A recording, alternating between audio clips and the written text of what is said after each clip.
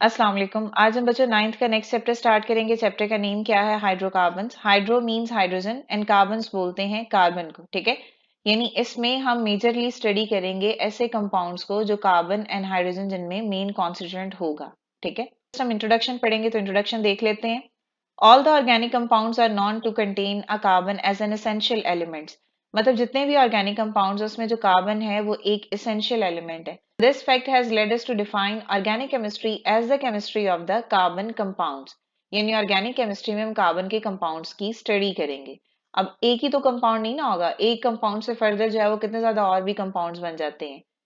The ionic compounds like carbonates, cyanides, carbides, and cyanate, etc., and the oxides of carbon are, however, classified as inorganic compounds. Apart from the carbon, अब carbon के अलावा उसने बात की है. Apart from the carbon, most of the organic compounds contain hydrogen and oxygen as well. ठीक है, तो हम ये बोलेंगे कि इसमें carbon as a main constituent है, यानी as a main essential element है। कार्बन का होना जरूरी है। कार्बन के अलावा हाइड्रोजन भी हो सकता है उसमें और ऑक्सीजन भी हो सकता है। बिकॉज यहाँ पर उन्होंने ऐसे कंपाउंड देखे हैं ना जिसमें कार्बन के अलावा हाइड्रोजन और ऑक्सीजन जो है वो प्रेजेंट है उसमें, लेकिन स्टिल वो कंपाउंड जो है वो ऑर्गेनिक है। अब इसी तरह नेक्स्ट है, organic compounds are famous for their large number and diverse behaviour. Diversity क्या होता है कि एक कंपाउंड होगा, उसी का हम ब्रांच स्ट्रक्चर बना लेंगे, स्ट्रेट स्ट्रक्चर बना लेंगे, तो डिफरेंट स्ट्रक्चर जो है बनते जाएंगे।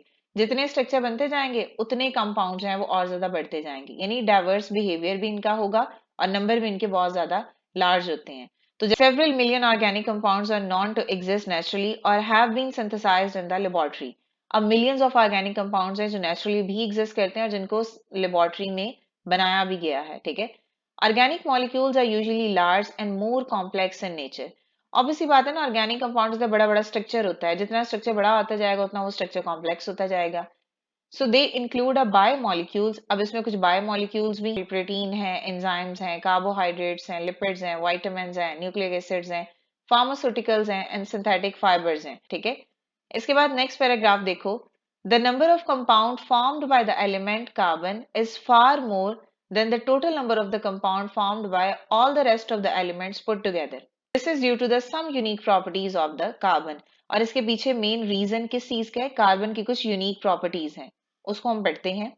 सबसे पहले, the element of the carbon is present in the centre of the periodic table. तो देखो, अब जो कार्बन है वो ना तो start of the periodic table है, ना ही end of the periodic table है, ये सेंटर में प्रेजेंट है। कार्बन का एटॉमिक नंबर है बच्चों 6। अगर आप इलेक्ट्रॉनिक कन्फिग्रेशन करो तो पहले शेल में 2 इलेक्ट्रॉन है, अगले शेल में 4 इलेक्ट्रॉन है। अब कार्बन ना तो 4 इलेक्ट्रॉन लूज कर सकता है और ना ही 4 इलेक्ट्रॉन जो है वो गेन कर सकता है, तो यही उसकी एक प्रॉपर्टी है। The element carbon is present at the center of the periodic table and it is generally not possible for it to gain or lose electron to form a ionic bond. यानी ना तो ये electron gain करेगा, ना ही electron lose करेगा। जब electron gain नहीं हो रहा, लूज नहीं हो रहा, तो इसका मतलब आयनिक बॉन्ड भी नहीं बनेगा। So therefore it forms 4 covalent bond. इसका मतलब है कि कार्बन इलेक्ट्रॉन को लूज या गेन नहीं करता, बल्कि कार्बन इलेक्ट्रॉन को शेयर करेगा। शेयर करेगा तो कोवेलेंट बॉन्ड बनेगा ना। यानी अगर कार्बन के आखिरी शेल में 4 इलेक्ट्रॉन है तो वो 4 कोवेलेंट बॉन्ड बनाएगा। Because of its small size, इसके स्मॉल साइज यानी छोटे साइज होने की वजह से, these covalent bonds are short and strong, enabling the carbon to give a strong and stable bond with itself and with the hydrogen, oxygen and nitrogen. ठीक है, तो इसने कहा है एक तो कार्बन का साइज छोटा है, ठीक है। दूसरा, जब साइज छोटा होगा तो उनके दरमियान में बॉन्ड शॉर्ट होगा, जितना बॉन्ड शॉर्ट होगा उतना ही बॉन्ड स्ट्रांग होगा। कार्बन कार्बन के साथ बॉन्ड बना रहा है, मतलब एक कार्बन एक लॉन्ग चेन बना रहा है, तो वो बॉन्ड ज्यादा स्टेबल है एज कंपेयर टू कि कार्बन हाइड्रोजन, कार्बन ऑक्सीजन और कार्बन नाइट्रोजन के साथ बॉन्ड बनाए, ठीक है। तो इस लाइन को दोबारा देखो। It forms 4 covalent bond because of its small size. These covalent bonds are short and strong, enabling the carbon to give a strong and stable bond with itself. अपने साथ उसका जो बॉन्ड होगा वो स्ट्रांग होगा। तब कार्बन कार्बन से bond बना रहा है, फिर वो अगले कार्बन से जुड़ा हुआ, फिर वो अगले कार्बन से जुड़ा हुआ, मतलब कार्बन जो है वो एक चेन बना रहा है, ठीक है, खुद ही अपने कार्बन एटम के साथ जुड़ के। So as compare to with the hydrogen, oxygen and nitrogen, ठीक है। So the self linking property of the carbon is called catenation. यानी कार्बन जब एक लॉन्ग चेन बनाएगा, कार्बन कार्बन के साथ बॉन्ड होगा, फिर अगले के साथ फिर कार्बन होगा, फिर उसके बाद फिर कार्बन होगा, तो जब कार्बन एक सेल्फ लिंकिंग प्रॉपर्टी शो करता है उसको हम बोलते हैं catenation. And due to this, it's form a long, straight and branch chain and ring. ठीक है, अब जो कार्बन कार्बन बॉन्ड है वो स्ट्रेट चेन भी हो सकता है, ब्रांच भी हो सकता है और रिंग भी हो सकता है। अभी यहाँ पे बच्चों स्ट्रेट चेन का मतलब क्या है, जैसे फॉर एग्जाम्पल आप इस CH3 को यहाँ से निकाल दो, तो ये देखो ऐसे अगर कार्बन सीधी लाइन है तो इसको बोलते हैं स्ट्रेट चेन, ठीक है।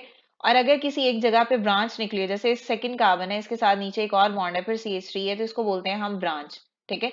और अगर कार्बन रिंग की फॉर्म में हो, यानी जो पहला और लास्ट वाला कार्बन है एक दूसरे के साथ लिंक्ड हो बॉन्ड के साथ, उसको हम बोलते हैं रिंग फॉर्म। हम बच्चों डिटेल में पढ़ेंगे, ठीक है, कि कार्बन जो है वो कैसे स्ट्रेट चेन बनाता है, कैसे ब्रांच चेन बनेगी और कैसे उसके रिंग बनेंगे। क्लियर है?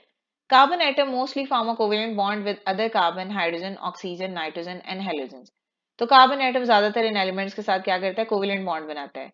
Compound in which the carbon form a single bond with the other atoms are called a saturated compound. अब आपने एक चीज ध्यान रखनी है, अगर कार्बन जो है वो सिंगल बॉन्ड बनाता है विद अदर एटम, तो उसको हम क्या बोलते हैं, सैचुरेटेड कंपाउंड, ठीक है। These compounds are generally represented by their structure formula. जैसे फॉर एग्जाम्पल मीथेन को अगर हम देखें तो हमने पढ़ा हुआ, अगर आपको याद हो मीथेन का फार्मूला, तो वो होता है बच्चों CH4, ठीक है। तो ये जो CH4 है ये इसका कंडेंस फार्मूला है। अब हमें कहा गया कि इसका स्ट्रक्चर फार्मूला लिखें। हम क्या करेंगे, हम सेंटर में सिर्फ सेंट्रल एटम देखेंगे। सेंट्रल एटम वो होता है जो एक हो, यहाँ पे एक कार्बन है, चार हाइड्रोजन है, तो इसका मतलब है सेंट्रल एटम क्या है, कार्बन है। तो कार्बन कहाँ आ जाएगा बच्चों, सेंटर में, ठीक है। अभी आप हाइड्रोजन ना लगाओ। अब कार्बन के आखिरी शेल में चार इलेक्ट्रॉन है, जितना किसी एटम के आखिरी शेल में इलेक्ट्रॉन होते हैं उतने ही बॉन्ड बनाएगा। तो चार इलेक्ट्रॉन है तो चार ही बॉन्ड बनेंगे, तो इसका मतलब है कि आप चार स्ट्रेट लाइन यहाँ पे ऐसे लगा दो, ठीक है। अब जहां जहां पे स्ट्रेट लाइन आपने लगाई है, अब इसका मतलब है कि कार्बन का किसके साथ बॉन्ड है, हाइड्रोजन के साथ, वहां वहां आप हाइड्रोजन लगा दो, ठीक है। अगर आपको ये नहीं समझ आ रही कि किस कार्बन के साथ कितने हाइड्रोजन लगने हैं, तो आसान तरीका ये होता है कि हम पहले सेंट्रल एटम को लिख लेते हैं, फिर सेंट्रल एटम के जितने लास्ट शेल में इलेक्ट्रॉन होंगे हम उतने बॉन्ड लगा देते हैं। बिकॉज जितने इलेक्ट्रॉन है उतने ही बॉन्ड वो बनाएगा ना। कार्बन के केस में ये है, बिकॉज कार्बन के पास तो कोई लॉन पेयर है ही नहीं। तो कार्बन के आखिरी शेल में चार इलेक्ट्रॉन है, इसने अपना ऑक्टेट कंप्लीट करना है, तो मीन्स इसको चार ही इलेक्ट्रॉन जो है वो किसी और से शेयर करना पड़ेंगे ऑक्टेट को कंप्लीट करने के लिए, ठीक है। तो पहले आप ऐसे कार्बन के साथ चार बॉन्ड लगा लो, उसके बाद वो एटम लिख दो जो कार्बन के साथ लिखा हुआ है। अब यहाँ पे चार हाइड्रोजन थे तो देखो यहाँ पे भी चार ही आ गए, ठीक है। इसके बाद नेक्स्ट देखो बच्चे, a structure formula thus shows the symbol of the atom present in the compound connected by a short line, ठीक है। एक स्ट्रक्चर फार्मूला आपको क्या बताता है, ये आपको दो एटम के दरमियान एक कनेक्शन बताता है, जिसको आप किससे शो कर रहे हो, एक शॉर्ट लाइन से शो कर रहे हो, which represent the bond present in them, जो बेसिकली क्या है, बॉन्ड है जो दो एटम के दरमियान में है। क्लियर? अब कुछ अदर एग्जांपल है सैचुरेटेड कंपाउंड की, जिसमें C2H6 है। अब आपने बच्चों इसको भी क्या करना है, आपने पहले जो है वो दो कार्बन है, ठीक है, तो दो कार्बन पहले आपने लगा देने हैं, दोनों कार्बन के दरमियान में आपने सिंगल बॉन्ड लगा देना है। अब आपने हर कार्बन के चार चार बॉन्ड पूरे करने हैं। अब हर कार्बन के चार चार बॉन्ड हो जाएंगे, तो जो जो बॉन्ड खाली होगा उस जगह पे आपने वो एटम लगा देना है जो यहाँ पे कार्बन के साथ मेंशन है, ठीक है। अब कुछ कंपाउंड्स के नेम लिखे हुए हैं, C2H6 है, इथेन बोलते हैं, मिथाइल क्लोराइड है, मेथनॉल है और मिथाइल अमाइन है।